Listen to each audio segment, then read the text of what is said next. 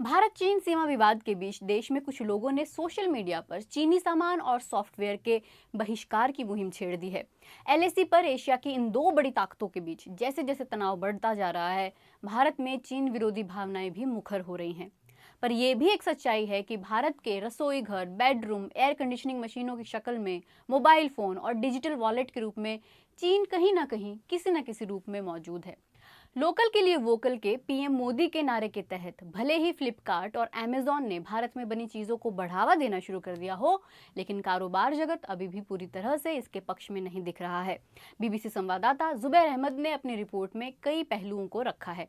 चीन ने भारत में 6 अरब डॉलर से भी ज्यादा का निवेश कर रखा है, जबकि पाकिस्तान में उसका निवेश 30 अरब डॉलर से भी ज्यादा का है। मुंबई के विदेशी मामलों के थिंक टैंक गेटवे हाउस ने भारत में ऐसी 75 कंपनियों की पहचान की है जिनमें चीन का निवेश है। इसकी हालिया रिपोर्ट में जानकारी सामने आई है कि भारत की 30 में से 18 यूनिकॉर्न में चीन की बड़ी हिस्सेदारी है।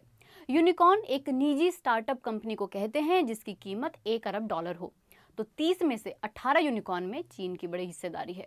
रिपोर्ट में कहा गया है कि तकनीकी क्षेत्र में निवेश करते करते एक तरह से चीन ने भारत पर अपना कब्जा जमा लिया है। उदाहरण के लिए बाइट डांस टिकटॉक की मूल कंपनी है जो चीन की है और ये भारत में काफी लोकप्रिय है। हालांकि चीनी निवेश पर भारत सरकार थोड़ा सतर्क हुई। हाल ही में उसने अपनी एफडीआई नीति को बदला, जिसमें भारत के साथ जमीनी सीमा से जुड़े देशों के सभी निवेशों को पहले भारत सरकार की मंजूरी लेनी होगी। इस नए फैसले ने चीनी कारोबारियों की चिंता थोड़ी बढ़ा दी है, लेकिन ये फैसला उस निवेश को प्रभावित नहीं करेगा जो अप्रैल से पहले हो चुका है। चीनी निवेश की जांच करने की नई भारतीय नीति के बावजूद भारत में चीन की मौजूदगी हर जगह दिखती है और ऐसा भी नहीं है कि इस फैसले के बाद चीनी निवेश को मंजूरी नहीं दी गई है। उदाहरण के लिए मलेरिया की दवाई हाइड्रोक्सीक्लोरोक्विन को देखिए। इस दवा का इंग्रेडिएंट चीन से इंपोर्ट किया जाता है।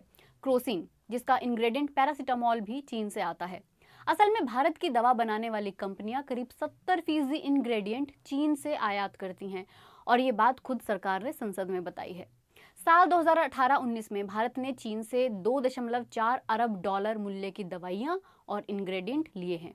दवाइयों के एक्सपोर्ट के मामले में भारत दुनिया के शीर्ष देशों में से एक है। देश का दवा एक्सपोर्ट 2018-19 में 11% बढ़कर 19.2 अरब डॉलर हो गया है। काफी हद तक चीनी एपीआई यानी एक्टिव फार्मास्यूटिकल इंग्रेडिएंट्स पर निर्भरता भी इसकी वजह है। भारत चीन के रॉ मटेरियल को प्राथमिकता देता है क्योंकि ये बहुत सस्ता है और सामग्री वहां आसानी से उपलब्ध है।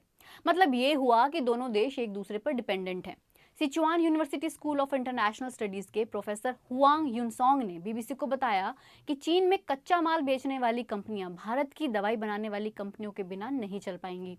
लेकिन यह भी एक तथ्य है कि मौजूदा वक्त में भारत को चीन की ज्यादा जरूरत है, ना कि चीन को भारत की।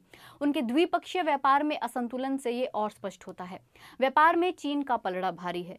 बीते साल दोनों देशों के बीच करीब 90 अरब डॉलर का व्यापार हुआ था। प्रोफेसर हुआंग युनसोंग कहते हैं कि इसे आसान तरीके से कहें तो दोनों देशों की अर्थव्यवस्थाएं विकास के अलग अलग स्तर पर हैं। इस मुद्दे को हल करने के लिए दोनों तरफ लॉन्ग टर्म प्लान और पेशेंस की जरूरत है। इसे अगर दूसरी तरह से देखें तो इस ट्रेड इम्बैलेंस से भारत को फायदा भी हो रहा है। सस्ते चीनी उत्पादों को इम्पोर्ट करके भारत ने अपने फॉरेन करेंसी रिजर्व को बचाया है। दिल्ली में think tank society for policy research and empowerment की डॉक्टर महजबीन बानू का तर्क है कि चीन भी बड़े भारतीय बाजार को नजरअंदाज नहीं कर सकता है। जेएनयू के स्कूल ऑफ इंटरनेशनल स्टडीज के प्रोफेसर स्वर्ण सिंह का कहना है कि कई देश चीन के साथ व्यापार असंतुलन से पीड़ित हैं।